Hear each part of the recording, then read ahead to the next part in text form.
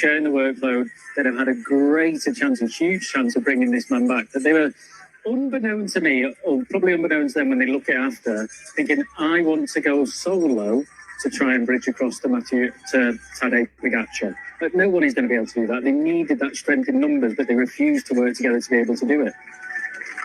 Sivakov has been dropped now. He's been surpassed. Like you, Robbie, I was looking at that and thinking, who's making that move from the next group? But that is Sivakov who's been dropped. I was looking for Orange. Well, that's not Van der Poel. Someone's gotten lost, but Sivakov is on his way backwards, and he is absolutely cooked.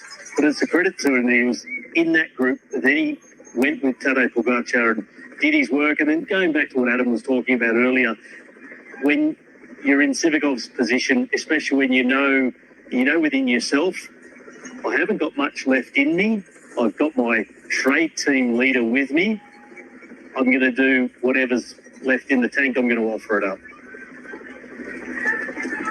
41 seconds for Pogacar and growing again after it briefly come down.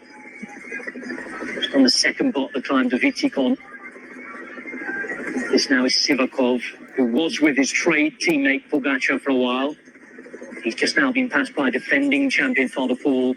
And one of the young breakout riders of this whole season, Oscar Onley from Great Britain, DSM rider. But look at this. Listen to this. Experience this. This is what they all came to see. Tadej Pogacar trying to make history. At least do what two other riders have done already. Eddy Merckx, Stephen Roach, Giro, Tour, maybe a Worlds. Well, no wonder he's feeling tired. Is je oude elektro uitgezongen? Breng het naar een rekentelpunt in het recyclagepark of de supermarkt. I know they did win the Giro Tour and looks like, well, they won the Worlds and it looks like Tadej is on the way to winning the Worlds. I'm sure they didn't attack with 100k to go. Well, Merckx might have. True. I actually don't know, but I mean, this just should not belong. But I'm surprised, but I'm not shocked. Surprised is it a very long way to go when you've got rivals like Van der Poel and Evenepoel with teammates sitting there, and you go out like Tadej Pogacar did. But I'm not shocked at the same time because he's done it time after time. He goes on these long-range adventures like Strade Bianche with 81 kilometres plus to go. He loves to not just win. He could be if he wanted to. I mean, He's extending his lead on this point as well. Just look at what's happening. While we're having this conversation, he's almost 50 seconds ahead of the closest chasers. We saw Van der Poel there. Van der Poel and Onley are at 1:08. And this group here are at 1.5 minutes now from Tadej Pogacar. I think that shows what a good ride that Ben Healy and Tom Stoynes are doing, because they were around 40 seconds behind Tadej Pogacar at the start of the climb. They've given up less than 10 seconds at this point. So they are flying. Mats Pedersen in trouble trying to hang on to this group. We saw him rejoin them just at the bottom of the last descent. But this course, this pace, this relentless attacking that's been going on already for some 70 kilometres, 80 kilometres is proving too much for the 2019 champion. do you know the only thing here is this group is now working well together. And I think they're holding steady, It's the group with Remco and you've got Jorgensen here as well. But everyone's showing the workload. They're going to catch the guys in front of him with Bauke Mollema in there. If they keep riding and working like this, they have a greater chance of bringing back maybe Van der Poel, but it's if they do that when they make this junction and get more riders within the group.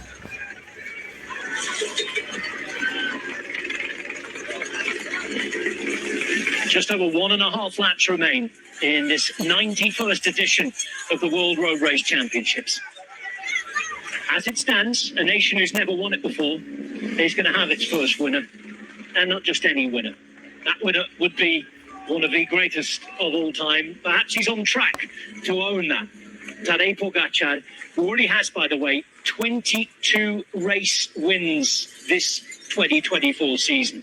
Among them, 2 Grand Tours, a monument, and perhaps on the way to a first world title. You know, the last rider to win 22 races in a season was a certain Mr. Sagan. That was 11 years ago. The last male rider to win more than 22. There's a hand up and there's an issue here, by the way. Was not Cavendish. What is that issue? Just missed the bid on, Rob, as you went. He's got this one. Yep, good catch. So he took 2 on the last lap. He was going for 2 again, but dropped the first one, hand straight in the air. Maybe each soigneur has a slightly different set of products in hand, water, energy, more of carbohydrate style drink, different gels on board. And it was a hand straight up to, well, I don't know if the team car has actually been permitted to go up already. I haven't spotted it. But that can become an issue, that sort of thing. 45k to go. We're 220 kilometres deep, more, 230 into this race. And fueling is the latest frontier. We've talked to death about it, haven't we? So many people are probably sick of us mentioning it. But he continues to have to do that. It will have been planned. As Evenepoel does start to show that little bit of form again. But you get the feeling still they need more. Van der Poel up here. They've not been able to bridge across to Ben Healy and Tom Scoynes. They got to 15 seconds, and that's as close as they got. Now, Evenepoel's dragging them all back into the wheel of Van der Poel. He just needs to carry on now, Remco. I think, you know, he's finding his rhythm, he's getting settled down, and look at the gaps opening up just over the top, one of the hardest parts, straight past him. That's the Remco that we know, and it just looks, like you said there, Rob, starting to find his legs a little bit. I think if he gets frustrated now and starts to ask for more turns, ask for more work, that's when he'll start to lose time again on him. 51 seconds. That's not on the sorry. Pure aggression. It's actually a thing that Remco Evenepoel seems to thrive on. He may not be at the form required to go when Pogacar goes on the hardest part of the circuit, but you get him angry, gives him a little bit extra.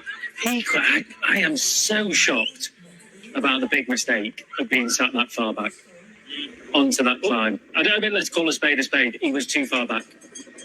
You know, he can't have any other reason for missing it apart from his ill position there. And I think, you know, if he puts his hand up and say he was, it's his own fault of his own. You know, it's nothing to do with legs maybe, but you cannot do the World Championships coming into the last 4 laps with a group of 12 riders up the road who are capable of winning the race and be sitting in 60th, 70th position. Now, Simmons is attacking from this group, which again suggests that, you know, the things happening that Adam was worried about happening, they're not all fully committed. Now then,